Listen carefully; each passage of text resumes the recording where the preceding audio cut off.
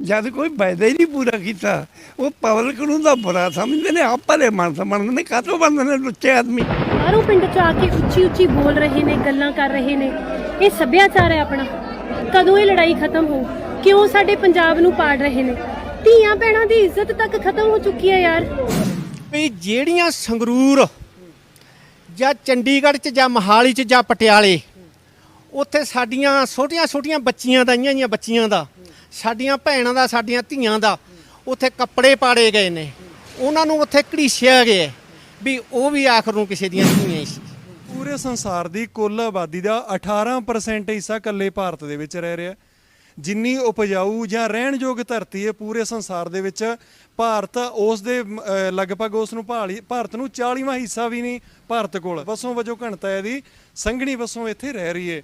ਇਸ ਦੇ ਨਾਲ ਹੀ ਗੱਲ ਕੀਤੀ ਜਾਵੇ ਜੇਕਰ ਭੁੱਖਮਰੀ ਦੇ ਵਿੱਚ ਵੀ ਭਾਰਤ ਜਿਹੜਾ ਹੈ ਸਭ ਤੋਂ ਅਗਲੇ ਦੇਸ਼ਾਂ ਦੀ ਕਤਾਰ ਦੇ ਵਿੱਚ ਆਉਂਦਾ ਜਿੱਥੇ ਭੁੱਖ ਨਾਲ ਬੱਚੇ ਮਰ ਜਾਂਦੇ ਨੇ।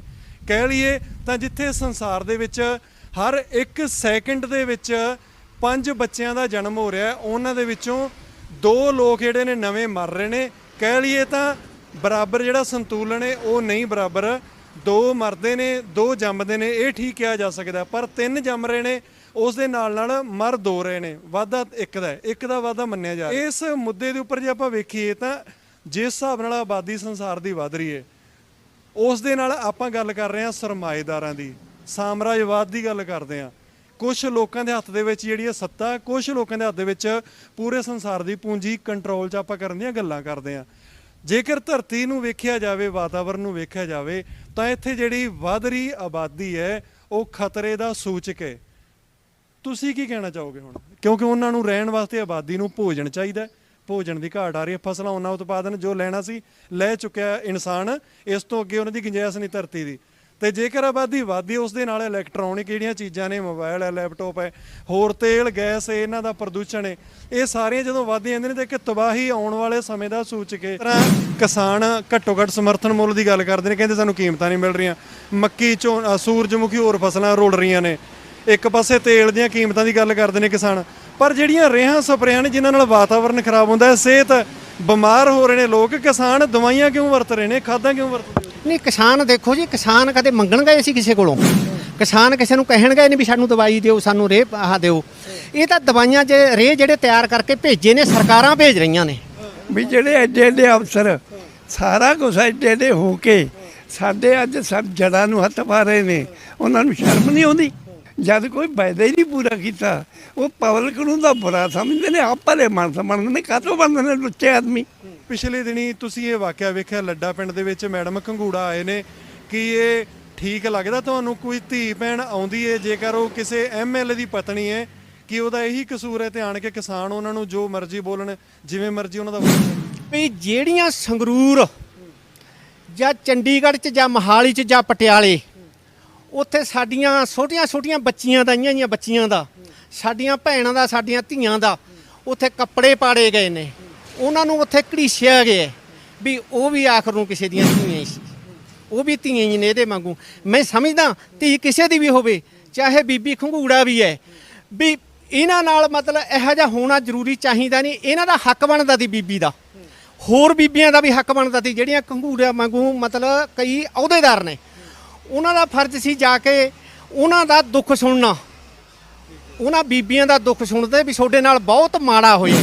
ਨਵੇਂ ਖੇਤੀ ਕਾਨੂੰਨਾਂ ਦੇ ਵਿਰੋਧ ਦੇ ਵਿੱਚ ਜਿੱਥੇ ਲਗਾਤਾਰ ਪੰਜਾਬ ਦੇ ਨਾਲ ਭਾਰਤ ਦੀਆਂ ਕਿਸਾਨ ਜਥੇਬੰਦੀਆਂ ਕਿਸਾਨ ਮਜ਼ਦੂਰ ਜਥੇਬੰਦੀਆਂ ਇਕਜੁੱਟ ਨੇ ਰੋਸ ਪ੍ਰਦਰਸ਼ਨ ਕਰ ਰਹੇ ਨੇ। ਇਸ ਤੋਂ ਇਲਾਵਾ ਵੱਧਦੀ ਮਹਿੰਗਾਈ ਤੇਲ ਗੈਸ ਦੀਆਂ ਕੀਮਤਾਂ ਇਸੇ ਦੇ ਚੱਲਦੇ ਦੇਸ਼ ਦੇ ਵਿੱਚ ਰਾਜਸੀ ਲੋਕ ਜਦੋਂ ਪਿੰਡਾਂ ਸ਼ਹਿਰਾਂ ਦੇ ਵਿੱਚ ਆ ਰਹੇ ਨੇ ਲੋਕ ਉਹਨਾਂ ਦਾ ਵਿਰੋਧ ਕਰਨ ਲੱਗੇ ਨੇ ਕਿਸਾਨ ਮਜ਼ਦੂਰ ਉਹਨਾਂ ਦਾ ਵਿਰੋਧ ਕਰਨ ਲੱਗੇ ਨੇ। ਇਸੇ ਤਰ੍ਹਾਂ ਦਾ ਹੀ ਵਾਕਿਆ ਇੱਕ ਪਿਛਲੇ ਦਿਨੀ ਸੰਗਰੂਰ ਦੇ ਲੱਡਾ ਪਿੰਡ ਦੇ ਵਿੱਚ ਵਾਪਰਿਆ ਜਿੱਥੇ ਧੂਰੀ ਤੋਂ ਹਲਕਾ ਵਿਧਾਇਕ ਸ਼੍ਰੀ ਗੋਲਡੀ ਘੰਗੂੜਾ ਉਹਨਾਂ ਦੇ ਪਤਨੀ ਪਿੰਡ ਦੇ ਵਿੱਚ ਜਦੋਂ ਗਏ ਤਾਂ ਉੱਥੇ ਕਾਫੀ ਕਿਸਾਨ ਇਕੱਠਾ ਹੋ ਗਏ ਉਹਨਾਂ ਦਾ ਵਿਰੋਧ ਕੀਤਾ ਗਿਆ ਜਿੱਥੇ ਕਿ ਮੈਡਮ ਘੰਗੂੜਾ ਦੁਆਰਾ ਕੁਝ ਆਪਣੇ ਪੱਖ ਰੱਖੇ ਗਏ।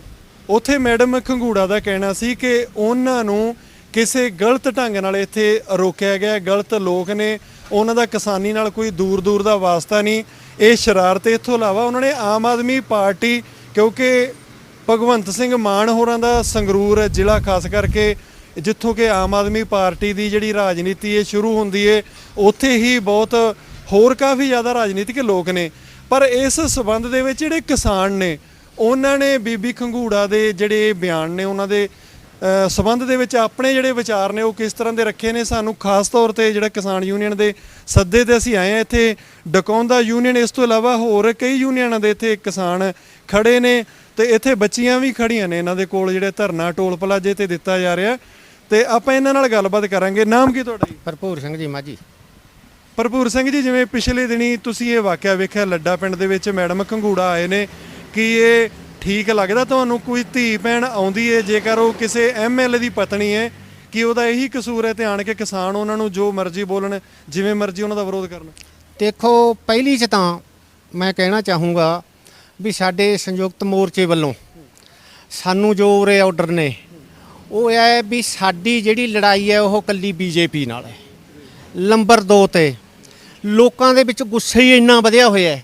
ਮੈਂ ਕਹਿੰਦਾ ਕੋਈ ਵੀ ਲੀਡਰ ਆਉਂਦਾ ਹੈ ਹਰੇਕ ਨੂੰ ਮਤਲਬ ਅੱਜ ਜਿਹੜੀ ਜਨਤਾ ਹੈ ਘੇਰ ਰਹੀ ਹੈ, ਕੱਲੀ ਕਿਸਾਨ ਯੂਨੀਅਨ ਦਾ ਵੀ ਨਹੀਂ, ਆਮ ਜਨਤਾ ਵੀ ਘੇਰ ਰਹੀ ਹੈ। ਘੇਰ ਕਿਉਂ ਰਹੀ ਹੈ? ਜਨਤਾ ਭੁੱਖੀ ਮਰਨ ਤੇ ਆ ਗਈ। ਭੁੱਖੀ ਮਰਦਾ ਬੰਦਾ ਲੜੂਗਾ ਹੀ, ਹੋਰ ਕੀ ਕਰੂਗਾ?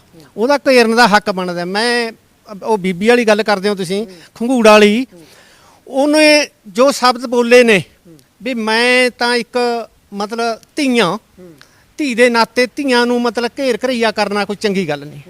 ਪਰ ਮੈਂ ਇਸ ਗੱਲ ਦਾ ਇੱਕ ਜਵਾਬ ਦੇ ਰਿਹਾ ਵੀ ਜਿਹੜੀਆਂ ਸੰਗਰੂਰ ਜਾਂ ਚੰਡੀਗੜ੍ਹ 'ਚ ਜਾਂ ਮੋਹਾਲੀ 'ਚ ਜਾਂ ਪਟਿਆਲੇ, ਉੱਥੇ ਸਾਡੀਆਂ ਛੋਟੀਆਂ ਬੱਚੀਆਂ ਦਾ, ਇਹੀਆਂ ਬੱਚੀਆਂ ਦਾ, ਸਾਡੀਆਂ ਭੈਣਾਂ ਦਾ, ਸਾਡੀਆਂ ਧੀਆਂ ਦਾ ਉੱਥੇ ਕੱਪੜੇ ਪਾੜੇ ਗਏ ਨੇ, ਉਹਨਾਂ ਨੂੰ ਉੱਥੇ ਘੜੀਸਿਆ ਗਿਆ ਵੀ ਉਹ ਵੀ ਆਖਰ ਨੂੰ ਕਿਸੇ ਦੀਆਂ ਧੀਆਂ ਹੀ ਸੀ, ਉਹ ਵੀ ਧੀਆਂ ਹੀ ਨੇ ਇਹਦੇ ਵਾਂਗੂ।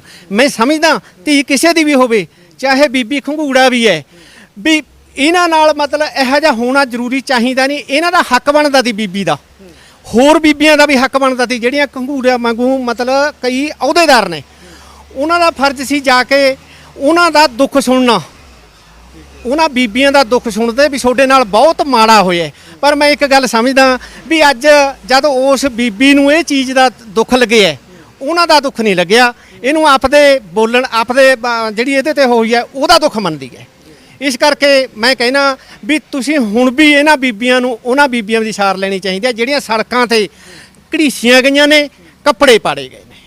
ਤੁਹਾਡਾ ਨਾਮ ਕੀ? ਮੇਰਾ ਨਾਮ ਜੋਰਾ ਸਿੰਘ ਹੈ ਜੀ, ਪਿੰਡ ਜੋਰਾ ਸਿੰਘ ਜੀ, ਜਿਵੇਂ ਮੈਡਮ ਖੰਗੂੜਾ ਜਦੋਂ ਆਏ ਨੇ ਉਹ ਇੱਕ ਸ਼ਗਨ ਦੇਣ ਵਾਸਤੇ ਆਏ ਸਨ। ਉਹ ਅਕਸਰ ਹੀ ਉਹਨਾਂ ਦਾ ਕਹਿਣਾ ਸੀ, ਮੈਂ ਅਕਸਰ ਹੀ ਆਪਣੇ ਲੱਡਾ ਪਿੰਡ ਜਾਂ ਨੇੜੇ ਪੁੰਨਾ ਵਾਲੇ ਉਹਨਾਂ ਪਿੰਡਾਂ ਦੇ ਵਿੱਚ ਅਕਸਰ ਆਉਂਦੇ ਜਾਂਦੇ ਰਹਿੰਦੇ ਨੇ। ਇਹ ਜੀ ਜਦੋਂ ਇਹ 3 ਕਾਲੇ ਕਾਨੂੰਨ ਉੱਥੇ ਲਾਗੂ ਹੋਏ ਨਹੀਂ ਸੀ ਤਾਂ ਉਹਨਾਂ ਨੇ 3 ਕੀਤੇ ਨੇ ਦਿੱਲੀ ਦੇ ਵਿੱਚ। ਤਾਂ ਅਸੀਂ ਸਾਰੇ ਜਿੰਨੇ ਵੀ ਕਿਸਾਨ ਯੂਨੀਅਨਾਂ ਦੇ ਵੱਲੋਂ ਇਹਨਾਂ ਜਿੰਨੇ ਵੀ ਐਮਐਲਏ ਜਾਂ ਐਮਪੀ ਜਾਂ ਕਿਸੇ ਕੋਈ ਵੀ ਅਹੁਦੇਦਾਰ ਸੀ, ਸਾਰਿਆਂ ਨੂੰ ਇੱਕ ਮੈਮੋਰੈਂਡਮ ਪਹਿਲਾਂ ਦਿੱਤਾ ਸੀ ਕਿਸਾਨ ਧਰਨੇ ਤੋਂ ਪਹਿਲਾਂ ਵੀ ਜੀ ਤੁਸੀਂ ਸਾਡੀ ਆਵਾਜ਼ ਪਹੁੰਚਾਓ, ਤੁਸੀਂ ਵਿਧਾਨ ਸਭਾ ਦੇ ਵਿੱਚ ਜਾਂ ਉੱਥੇ ਜਾ ਕੇ ਲੋਕ ਸਭਾ ਦੇ ਵਿੱਚ ਸਾਡੀ ਆਵਾਜ਼ ਪਹੁੰਚਾਓ ਕਿਸਾਨਾਂ ਦੀ। ਪਰ ਇਹਨਾਂ ਨੇ ਕੀ ਕੀਤਾ? ਇਹਨਾਂ ਨੇ ਸਾਡੀ ਕੋਈ ਆਵਾਜ਼ ਨਹੀਂ ਸੁਣਾਈ। ਜੇਕਰ ਅੱਜ ਬੀਬੀ ਖੰਗੂੜਾ ਕਹਿੰਦੀ ਆ ਵੀ ਮੇਰਾ ਵਿਰੋਧ ਹੋ ਰਿਹਾ ਤਾਂ 4.5 ਸਾਲਾਂ ਤਾਂ ਦੱਸੋ ਨੇ ਕਿਹਨੂੰ ਸ਼ਗਨ ਦਿੱਤਾ? ਅੱਜ ਮੂਹਰੇ ਵੋਟਾਂ ਦਿਖ ਰਹੀਆਂ ਨੇ 2022 ਦੀਆਂ, ਅੱਜ ਇਹ ਕਹਿੰਦੇ ਮੈਂ ਸ਼ਗਨ ਦੇਣ ਆਈ ਹਾਂ। ਤਾਂ ਇਹ ਅੱਜ 4.5 ਸਾਲਾਂ ਦੇ ਵਿੱਚ ਇਹਨੇ ਕਿੰਨੇ ਕੁ ਸ਼ਗਨ ਦਿੱਤੇ ਪਿੰਡਾਂ ਦੇ ਵਿੱਚ ਆ ਕੇ? ਇਸ ਲਈ ਜਣੇ ਇਹ ਤਾਂ ਇੱਕ ਹੁਣ ਵੋਟਾਂ ਕਰਕੇ ਫਿਰ ਰਹੇ ਨੇ। ਪਰ ਅੱਜ ਤੱਕ ਅਸੀਂ ਕਹਿੰਦੇ ਵੀ ਜਿੱਥੇ ਅਸੀਂ ਭਾਜਪਾ ਦੇ ਨਾਲ ਉੱਥੇ ਲੜਾਈ ਲੜ ਰਹੇ ਹਾਂ, ਤਾਂ ਅੱਜ ਤੱਕ ਹੋਰ ਵੀ ਕਿਸੇ ਪਾਰਟੀ ਦਾ ਅੱਜ ਤੱਕ ਇੱਕ ਵੀ ਕੋਈ ਵੀ ਐਮਐਲਏ ਐਮਪੀ ਜਾਂ ਕੋਈ ਅਹੁਦੇਦਾਰ ਜ਼ਿਲ੍ਹਾ ਪ੍ਰਧਾਨ ਉਹ ਕਹੇ ਵੀ ਅਸੀਂ ਕਿਸਾਨ ਦੇ ਨਾਲ ਕਿੱਥੇ ਖੜੇ ਹਾਂ। ਸਿਰਫ ਇਹਨਾਂ ਨੇ ਬਿਆਨ ਤੇ, ਇਹਨਾਂ ਨੇ ਵੱਡੇ ਸਾਰਿਆਂ ਨੇ ਪੋਸਟਰ ਲਾਏ ਨੇ ਸੜਕਾਂ ਤੇ, ਅਸੀਂ ਕਿਸਾਨਾਂ ਦੇ ਨਾਲ। ਪਰ ਮੈਨੂੰ ਇੱਕ ਜਗ੍ਹਾ ਤੇ ਤਾਂ ਸਾਨੂੰ ਦਿਖਾਉਣ ਵੀ ਇਹ ਕਿਸਾਨਾਂ ਦੇ ਨਾਲ ਅਸੀਂ ਇੱਥੇ ਬੈਠੇ, ਸਾਡੇ ਤਾਂ ਕੋਈ ਕਿਸਾਨਾਂ ਦੇ ਨਾਲ ਨਹੀਂ ਬੈਠਿਆ। ਸਾਡਾ ਤਾਂ ਕੋਈ ਬਲਾਕ ਪ੍ਰਧਾਨ ਹੋਵੇ, ਕੋਈ ਕਿਸੇ ਵੀ ਪਾਰਟੀ ਦਾ ਭਵਾਨੀ ਕਰਦਾ, ਉਹ ਨਹੀਂ ਸਾਡੇ ਤਾਂ ਬੈਠਿਆ। ਕਿਸਾਨਾਂ ਦੇ ਨਾਲ ਕਿੱਥੇ ਬੈਠੇ ਨੇ?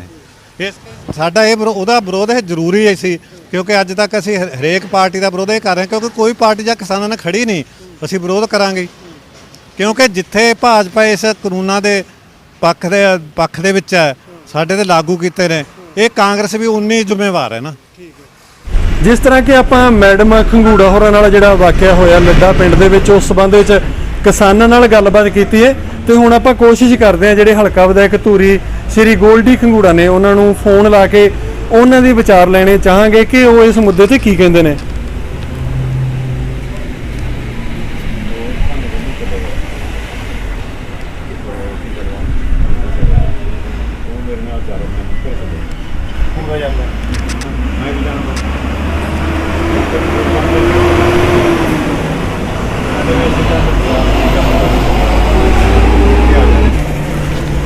ਹਾਂ ਟਰਾਈ ਕੀਤਾ ਫੋਨ ਉਹਨਾਂ ਨੇ ਨਹੀਂ ਰਿਸੀਵ ਕੀਤਾ, ਰਿੰਗ ਗਈ ਹੈ।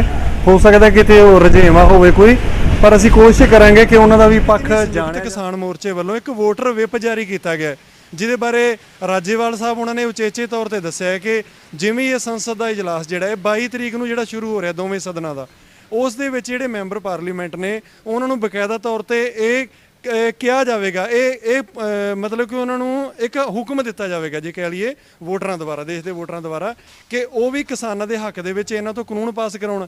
ਜੇ ਉਹ ਨਹੀਂ ਕਰਵਾ ਸਕਦੇ ਉਹਨਾਂ ਨੂੰ ਬਾਹਰ ਕੱਢਿਆ ਜਾਂਦਾ ਹੈ ਤਾਂ ਬਾਹਰ ਆਣ ਕੇ ਫਿਰ ਕਿਸਾਨਾਂ ਦਾ ਸਾਥ ਦੇਣ। ਤੁਸੀਂ ਕੀ ਕਹਿਣਾ ਚਾਹੁੰਦੇ? ਨਹੀਂ ਦੇਖੋ, ਜੋ ਸੰਯੁਕਤ ਮੋਰਚੇ ਦਾ ਉੱਥੋਂ ਆਰਡਰ ਹੈ, ਇਹਨਾਂ ਨੂੰ ਮਤਲਬ ਕਿਹਾ ਗਿਆ ਹੈ, ਹੁਕਮ ਦਿੱਤਾ ਗਿਆ ਹੈ ਵੀ ਤੁਸੀਂ ਆ ਕੇ ਕਿਸਾਨਾਂ ਦੇ ਉੱਥੇ ਆ ਕੇ ਖੜੋ, ਵੀ ਜੇ ਨਹੀਂ ਤੁਸੀਂ ਖੜਦੇ ਤਾਂ ਮਤਲਬ ਅਸੀਂ ਤੁਹਾਡਾ ਵਿਰੋਧ ਕਰਾਂਗੇ।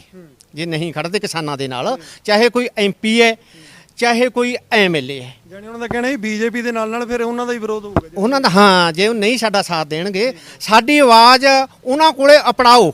BJP ਕੋਲੇ ਸਾਡੀ ਆਵਾਜ਼ ਉੱਪੜਨੀ ਚਾਹੀਦੀ ਹੈ, ਤੁਹਾਡੇ ਥਰੂ ਉੱਪੜਨੀ ਚਾਹੀਦੀ ਹੈ। ਤੁਸੀਂ ਆਵਾਜ਼ ਉਠਾਓ, ਬਾਕੀ ਅਸੀਂ ਤੁਹਾਡਾ ਵਿਰੋਧ ਨਹੀਂ ਕਰਾਂਗੇ। ਇੱਕ ਹੋਰ ਮੁੱਦਾ ਹੈ, ਮੈਂ ਇੱਥੇ ਭਾਈ ਸਾਹਿਬ ਖੜੇ ਨੇ, ਇੱਥੇ ਆਇਓ ਅੱਗੇ ਆਇਓ।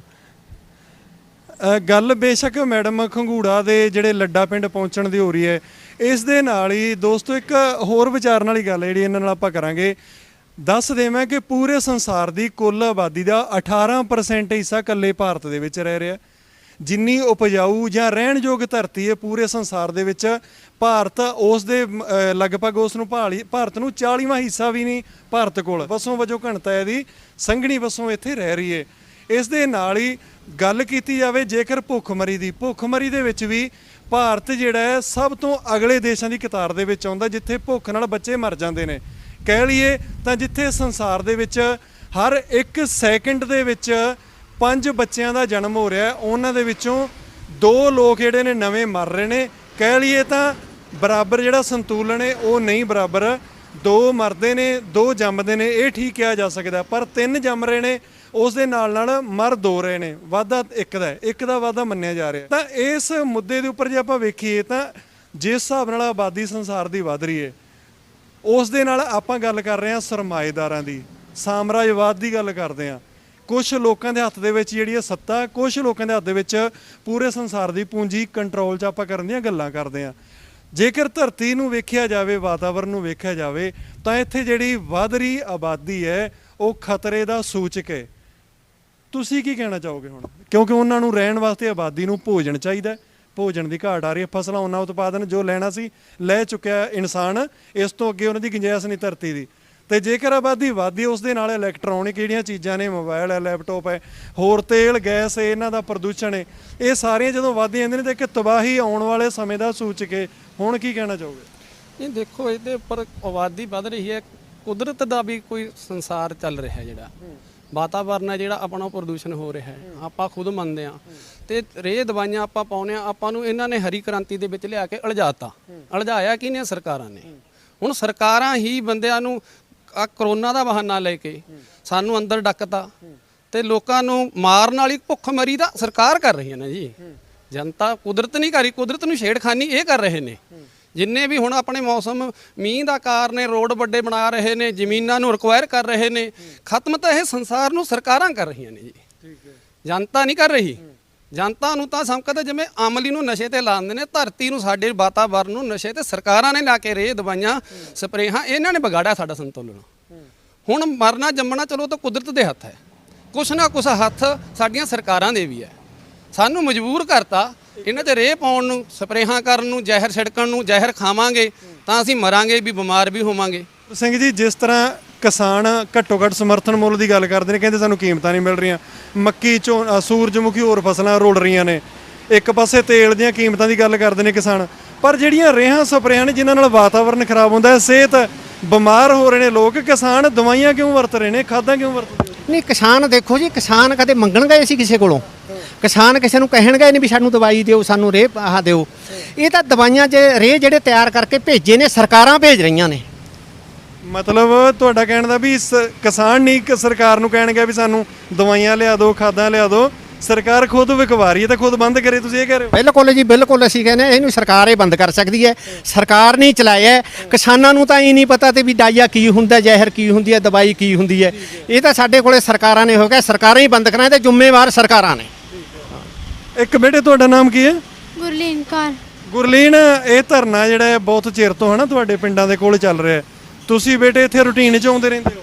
ਹਾਂਜੀ, ਅਸੀਂ ਆਉਂਦੇ ਰਹਿੰਦੇ ਆ। ਤੁਹਾਨੂੰ ਕੀ ਲੱਗਦਾ ਹੈ, ਮਤਲਬ ਤੁਹਾਨੂੰ ਇਹ ਮੰਗਾਂ ਬਾਰੇ ਜਾਣਕਾਰੀ ਹੈਗੀ ਹੈ ਵੀ ਮੰਗਾਂ ਕੀ ਨੇ, ਕੀ ਪਰੇਸ਼ਾਨੀ ਖੜੀ ਹੋ ਸਕਦੀ ਆਉਣ ਵਾਲੇ ਟਾਈਮ 'ਚ? ਅਸੀਂ ਵੀ ਕਿਸਾਨਾਂ ਦੀ ਧੀ ਹਾਂ, ਅਸੀਂ ਵੀ ਇੱਥੇ ਆਉਂਦੇ ਰਹਿੰਦੇ ਆ ਤੇ ਅਸੀਂ ਵੀ ਇੱਥੇ ਹੀ ਧਰਨਾ ਲਾਉਂਦੇ ਆ। ਠੀਕ ਹੈ। ਪਰ ਮੈਂ ਤਾਂ ਐਂ ਕਹਿਣਾ ਵੀ ਜਿਹੜੇ ਐਡੇ ਐਡੇ ਅਫਸਰ ਸਾਰਾ ਕੁਛ ਐਡੇ ਐਡੇ ਹੋ ਕੇ ਸਾਡੇ ਅੱਜ ਸਭ ਜੜ੍ਹਾਂ ਨੂੰ ਹੱਥ ਪਾ ਰਹੇ ਨੇ, ਉਹਨਾਂ ਨੂੰ ਸ਼ਰਮ ਨਹੀਂ ਆਉਂਦੀ? ਸ਼ਰਮ ਆਉਣੀ ਚਾਹੀਦੀ ਹੈ। ਫਿਰ ਵਾਅਦੇ ਕਰਕੇ ਕੋਈ ਵਾਅਦਾ ਦੱਸੋ ਉਹਨਾਂ ਦਾ ਕਿਹੜਾ ਪੂਰਾ ਕੀਤਾ ਹੋਇਆ, ਕਾਹਦਾ ਵਾਅਦਾ ਪੂਰਾ ਕੀਤਾ ਹੈ? ਜਦ ਕੋਈ ਵਾਅਦਾ ਹੀ ਨਹੀਂ ਪੂਰਾ ਕੀਤਾ, ਉਹ ਪਬਲਿਕ ਨੂੰ ਤਾਂ ਬੁਰਾ ਸਮਝਦੇ ਨੇ, ਆਪ ਭਲੇ ਮਾਨਸ ਬਣਦੇ ਨੇ। ਕਾਹਤੋਂ ਬਣਦੇ ਨੇ ਲੁੱਚੇ ਆਦਮੀ ਹੈ? ਉਹਨਾਂ ਨੂੰ ਸੋਚਣਾ ਚਾਹੀਦਾ। ਸਾਡੇ ਬਾਰੇ ਸਭ ਤੋਂ ਪੁੱਛਦੇ ਵੀ ਤੁਸੀਂ ਸੋਚੋ, ਅਸੀਂ ਕੀ ਸੋਚਾਂਗੇ ਜਦ ਸਾਡੇ ਉੱਪਰਲੇ ਨਹੀਂ ਸੋਚ ਰਹੇ। ਸਾਨੂੰ ਤਾਂ ਇਹ ਹੈ, ਸਾਨੂੰ ਤਾਂ ਮਰਨਾ ਚੰਗਾ, ਮਰਨਾ। ਅਸੀਂ ਮਰਨ ਨੂੰ ਤਿਆਰ ਹਾਂ, ਪਰ ਜੇ ਉਹ ਮਾਰਨਾ ਚਾਹੁੰਦੇ ਨੇ ਬੜੀ ਖੁਸ਼ੀ ਨਾਲ ਮਾਰਨ। ਮੈਂ ਕਹਿੰਦਾ ਇਹ ਗੱਲ ਵੀ ਜਦ ਮਰਜੀ ਮਾਰਨਾ ਚਾਹਣ ਸਾਨੂੰ ਬੜੀ ਖੁਸ਼ੀ ਨਾਲ ਮਾਰਨ, ਪਰ ਉਹ ਸਾਤੋਂ ਪੁੱਛਦੇ ਨੇ, ਉਹਨਾਂ ਨੂੰ ਸ਼ਰਮ ਨਹੀਂ ਆਉਂਦੀ। ਨਾਮ ਕੀ ਤੁਹਾਡਾ? ਲਾਭ ਸਿੰਘ ਜੀ। ਲਾਭ ਸਿੰਘ ਜੀ, ਇੱਕ ਆਮ ਸਾਡੇ ਲੀਡਰਾਂ ਦੁਆਰਾ ਇਹ ਵੀ ਕਿਹਾ ਜਾਂਦਾ ਵੀ ਇਹ ਲੋਕ ਮਤਲਬ ਕਿ ਵਿਹਲੀ ਨੇ, ਪਾਰਟੀਆਂ ਦੇ ਭੜਕਾਏ ਹੋਏ ਨੇ, ਆਣ ਕੇ ਸਵੇਰੀ ਬੈਠ ਜਾਂਦੇ ਨੇ, ਇਹਨਾਂ ਕੋਲੇ ਸਭ ਕੁਝ ਹੈ, ਬੇਮਤਲਬ ਤੋਂ ਰੌਲਾ ਪਾਉਂਦੇ ਨੇ। ਐਂ ਦੱਸੋ ਜੀ, ਕਹਿੰਦਾ ਤੜਕੇ ਸਵੇਰੇ ਉੱਠ ਕੇ ਕਹਿੰਦਾ ਆ ਜਾਂਦੇ ਆ, ਅੱਛਾ। ਰਾਤ ਨੂੰ ਹਨੇਰੇ ਹੋ ਜਾਂਦੇ ਆ।